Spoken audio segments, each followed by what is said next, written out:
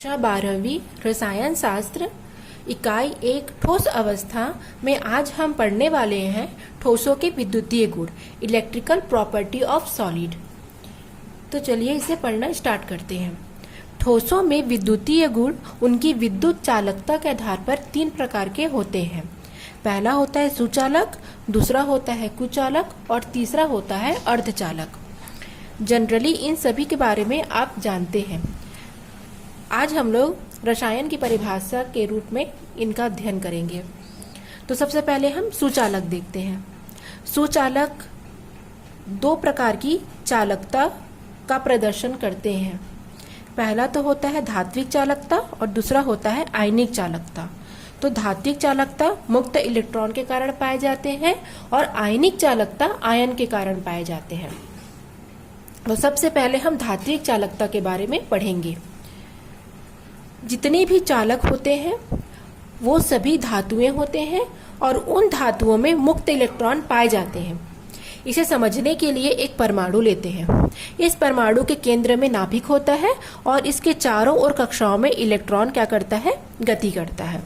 चूंकि परमाणु का आकार छोटे से बड़े की ओर जाते जाता है और जैसे जैसे अगर परमाणु का आकार वृहत हो जाता है तो यह इलेक्ट्रॉन का जो आकर्षण है वो नाभिक से कम हो जाता है। नाभिक के प्रति उसकी आकर्षण क्षमता कम हो जाती है और यह इलेक्ट्रॉन क्या होता है, यह इलेक्ट्रॉन परमाणु से दूर हो जाता है।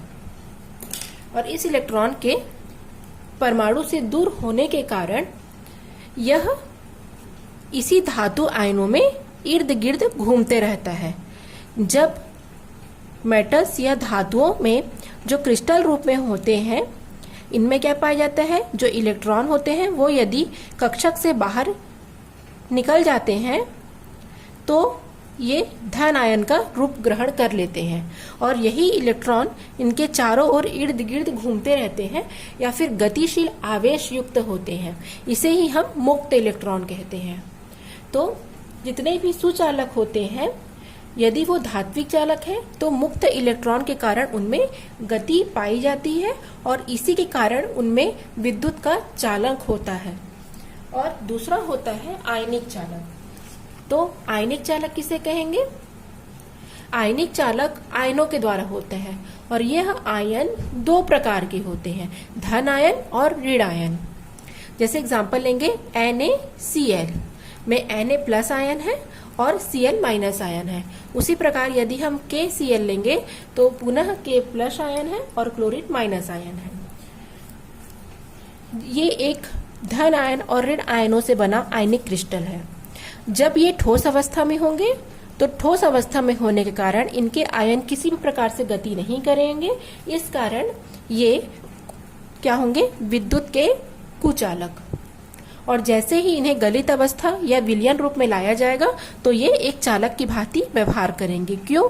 क्योंकि उस समय जब इसे हम गलित या विलयन के रूप में लाएंगे तो उस कंडीशन में इनके जो आयन है वो गतिशील हो जाएंगे और इनमें विद्युत धारा का प्रवाह होगा। तो इसे कहते हैं विद्युत अपघट्य। विद्युत अपघट्य किसे कहेंगे?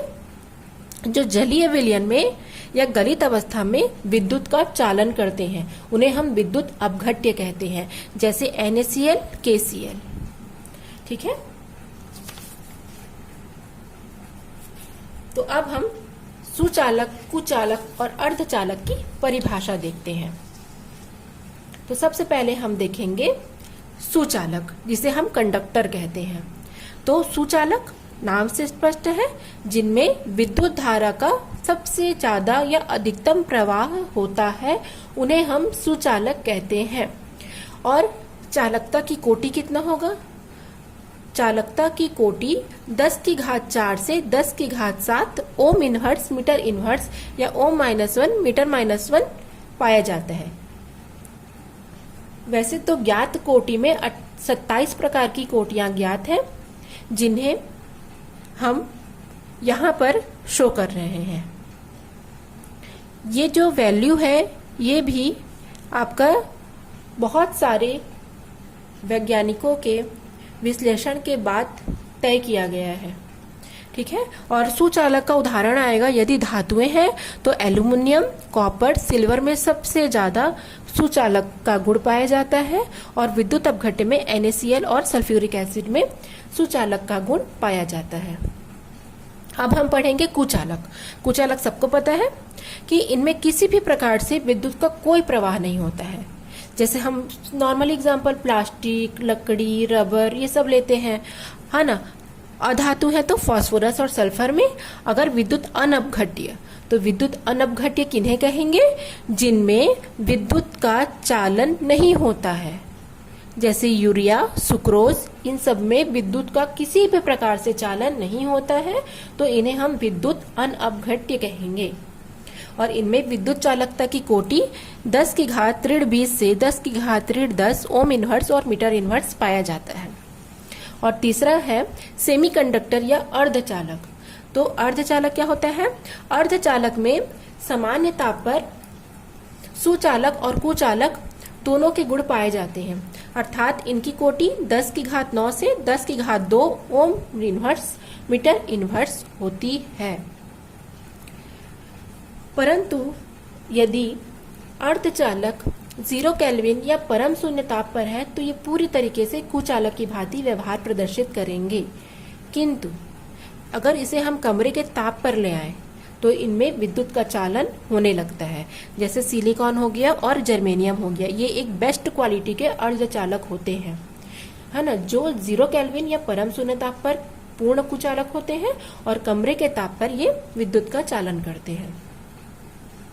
तो इस तरीके से विद्युतीय गुण कंप्लीट हुआ। अब हम पढ़ेंगे अर्धचालकता में वृद्धि किन प्रकार से होती है। यदि अर्धचालक है तो उनकी हम चालकता को कितने प्रकार से बढ़ा सकते हैं, किस प्रकार उनकी चालकता में वृद्धि हम कर सकते हैं।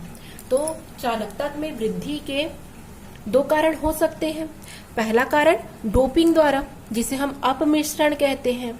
तो डोपिंग किसे कहेंगे? ये एग्जाम में क्वेश्चन आते हैं, 1 से 2 नंबर में डोपिंग पूछा जाता है, बहुत इंपॉर्टेंट क्वेश्चन है।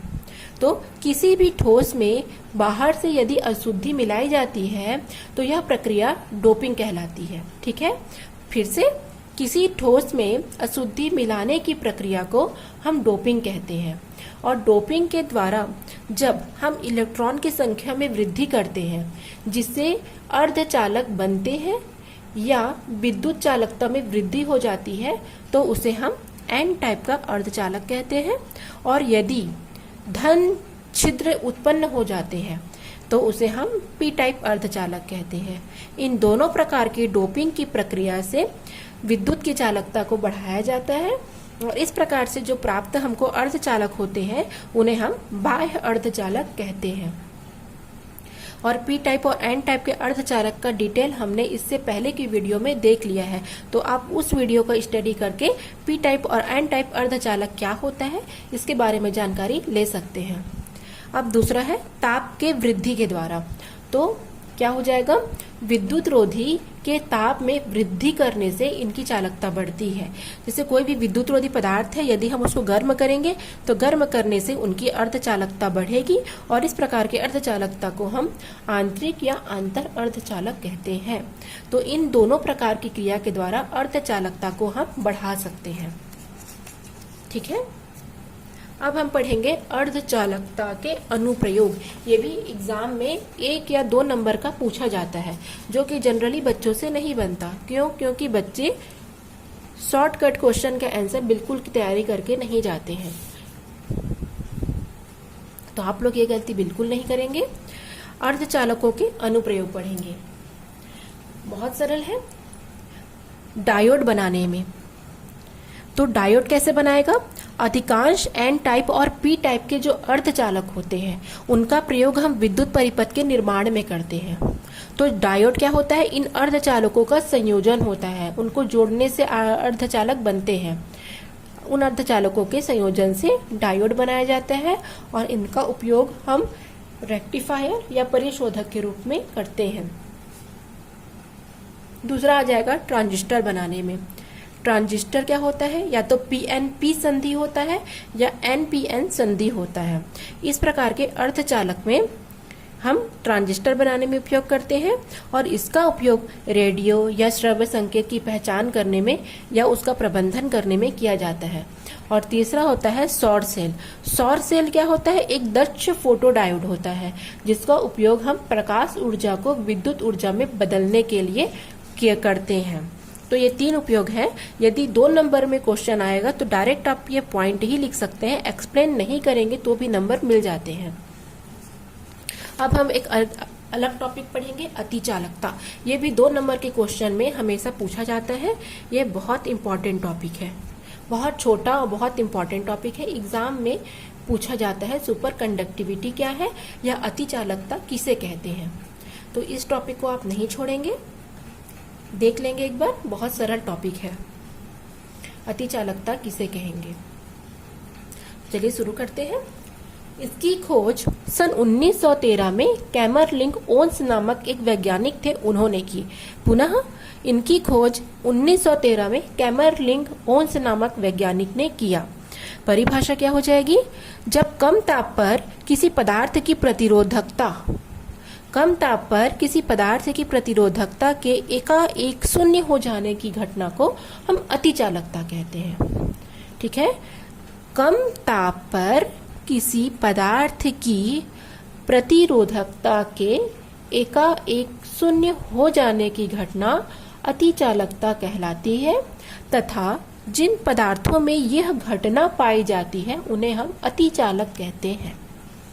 ठीक है, कम ताप पर किसी पदार्थ की प्रतिरोधकता अचानक से शून्य हो जाने की घटना को हम अतिचालकता कहते हैं और यह घटना जिन पदार्थों में हमको दिखाई देती है उन्हें हम अतिचालक पदार्थ कहते हैं।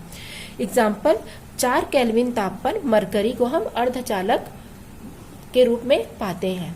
अब एक टॉपिक है थर्मिस्टर क्या है या ताप प्रतिरोधकता क्या है। तो थर्मिस्टर एक अर्धचालक से बना ऐसा प्रतिरोधक होता है।